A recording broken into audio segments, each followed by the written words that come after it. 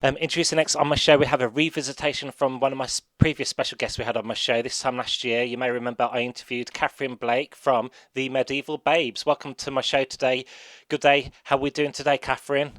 I'm great. Thank you so much for having me back on your show. Happy December. Here we go. December's here. Been Yes, building up to it all year. the Advent is here, they say. Yeah, yeah. And so I says last time we spoke was this time last year. What have you been up to since then with your group and yourself? Well, we've been obviously preparing for our 15 date tour, which is it's the most epic tour we've ever done in this country, and the theme of it is the procession. So a lot of this year we've been doing photos of us holding flaming torches and making videos and just really building up to this to December, which is when medieval babes really come into their own. It seems like that's the best time of the year for us because people love coming out to cathedrals and making it a special occasion. And this year we're going to be starting every gig with a procession that's going to lead to the venue, and then the audience can follow us in. So we're just really like taking things to the next level this year. Amazing. And for the benefit of my listeners, how did the Medieval Babes kind of journey begin? It was in 1996 we started, which and a group of friends got together. I sort of harassed my friends to come and sing some medieval songs with me, and they indulged me. They went along with it. I'm like, okay, yeah, we'll try this out. And then obviously enjoyed it so much. 27 years later, we're still going. We've had lots of different lineup changes over the years. So many amazing women have come and gone, and this adventure, no one could have predicted how epic this 27-year adventure would have been. We're still going, and we're gonna keep going and see our 30th anniversary at this rate. Excellent. And what are you looking forward to most about being back on the road again? Well, I'm really looking forward to doing these processions. We've done a few in the past. We've done a few in London and in Glastonbury, but this year we're doing it at every single venue, and I think it's really going to take things to the next level. It's like the beginning of the show. It's almost like an immersive thing for the audience, so they can get involved, they can join the procession, or they can just watch. So it's like the show begins out on the street, which is it's very ambitious. It's taken a lot of planning, but we're ready to go. We've got the torches, we've got everything we need, and we're going to be starting our show on this Monday. We've got 3 days to go. We actually did a very unusual gig last night in Wolverhampton. This lovely man, blind man, actually hired the band and this venue just for a private show. So last night we got to hear the set for the first time, and he got his own private concert. And now we've got a few days off, and then back on, right, straight back into the touring thing, which is going to be pretty relentless. We've got, like I said, we've got 15 dates starting on Monday and going up to the 21st. The tour culminates with our winter solstice celebration in London. Amazing. And you know the cities you perform in, I know every year you like to vary the city. Is it kind of like a group decision how you kind of come up with the tour dates for all the towns and cities here in the UK? Well, I do the research. I get online. I look at loads of photos of different venues. I get in contact. Some people get back to me. Some people don't. Sometimes, and it's all about, it's got to be big enough. We need at least a sort of 250 capacity venue, and also there's lots of factors like, are there pillars in the way? We've got to make sure everyone gets a really good view. So only some venues are suitable for us. So I do a lot of research, which I love doing. It's really Hmm. one of my favourite parts of the job is just researching buildings throughout the country.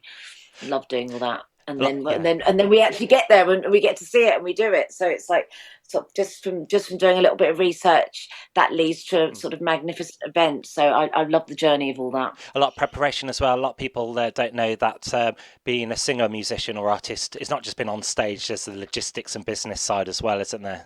Yeah, there's a hell of a lot of planning goes into touring, and with there's so many things to remember. I mean, this year even more so. The checklist is just getting ridiculous now. We've got like 4 sets of headdresses, these costume changes. We've got so many instruments. There's so many things to remember, but we've got this. We can do it. Yeah. Positive. That's what it's about, isn't it? Yeah, yeah, yeah. How do you find touring with such a large ensemble? Can it have its challenges from time to time? Well, the atmosphere when you get a load of women together. I mean, one of one of a previous member, a dear friend of mine, Ruth, who used to be in the band years ago, she described the band as a hen night on wheels. There's this particular energy you get when you've got a lot of women together. It can all get quite sort of, hysterical, shall we say? There's a lot of laughter. Okay. Bit of But sister. we've got to be careful though, Yeah. because I ended up cackling like a witch every night, and then I'll lose my voice. That's the problem. Cool. You've got to try and put a lid on it, which is difficult. So we just talked about like your touring. Onto your album as well. Mm. Is this a new album or has it been out for a while now? Mydwynter came out last year, and it's a Christmas. It's a seasonal album, so obviously this is an album that we can take out on the road over and over again every Christmas. I've done a couple of videos, new videos for this album, Rio Rio Chio, and I've got to finish editing another one from No Nouvelle. So, and I really love this album. It's because it's sort of got that blend of like Christianity and paganism, which I think encompasses our audience really well. Because obviously Christmas used to be Yule, didn't it? It wasn't always a Christmas thing, but I think what is clear is that we need a festival in the middle of the winter to raise everyone's spirits. If it's not Christmas, it would be something else. So it's just really about celebrating that winter festival tradition. And for the benefit of my listeners, can you tell me what the album's called? I dare not pronounce the title. It's called Mydwynter. Okay. And like our name, like the name Medieval Babes, it's not spelt in a modern way. It's spelt with a Y, MYD, Y, WYNTER, which is a medieval spelling. Yeah. They would exchange the letter I for Y. And then in the word babes, you've got something that's called a diphthong. So you've got an AE, which is also a Middle English spelling. So, we're using some very arcane kind of spellings there, which obviously suits the atmosphere and the repertoire of the band. Sure. I think the one word I was getting muddled up was RIU, if that was on your list somewhere. Oh no, Rio Rio Chio. Yeah, that's the one. Yeah. That is a 16th century Spanish song. We love that one. I've just done a video to that one actually. That's one of the most fun ones to do live. It's an a cappella track, but it's got so much energy, and I've done a reworking of it. So the original music was written in the 16th century, but I've added a whole load of extra parts that makes it even more epic. And yeah, we really enjoy doing that one. And Rio Chio. There's a couple of favourites on there as well. Deck the Halls. That's track number 2. And Deck the Halls. That is really good fun. That one. That's a real sort of romp. La la la la la la la la la. It really sums up the sort of the joy of Christmas. That one. And it's just really fun to do live. And a little town of Bethlehem as well. Yeah, that I haven't done that one live yet, but it's got a bit of a 60s vibe, that one actually, because we've put the sort of tambora to it, which is a bit like a sitar. So it's a real chill out one. It's a real sort of mantra. Yeah.